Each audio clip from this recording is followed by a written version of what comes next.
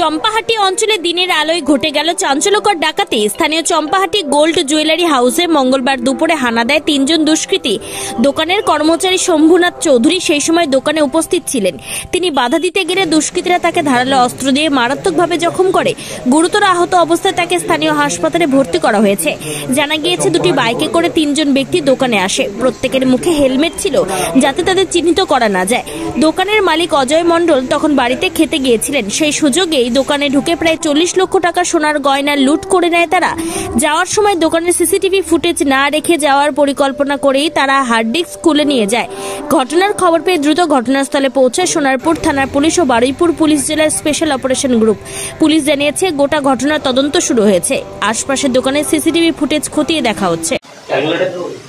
একজন এসেছিল রূপোর মাল দেখতে এসেছিল, রূপোর মালটা দেখলো, আমি বাজেটটা বললাম, আমার বাজেট শর্ট, বেরিয়ে চলে গেল। কিছুক্ষণ পরে আমি দরজাটা তালা মেরেছি, এবং সে বাইরে থেকে বললো যে আমি মালটা নিতে পারবেন, মালটা আমাকে দিয়ে দিন। আমি আবার খুললাম, সেটি আমার ভুল, সেখানে খুলে ঢুকলো। ওর পিছিয়ে পিছিয়ে তখন যারা ঢুকার তারা 2-3 জন ঢুকে গেল। তিনজন। আপনার গায়ের এই অবস্থা হলো কিভাবে? ওই যে মেরেছিল, রক্ত একটা ভেজালি ধরেছিল, এখানে ঘুষি মেরেছে, বেশ ঘুষি মেরেছে। আমি দেখিনি, সেটা শুধু ভেজালিটা দেখেছি।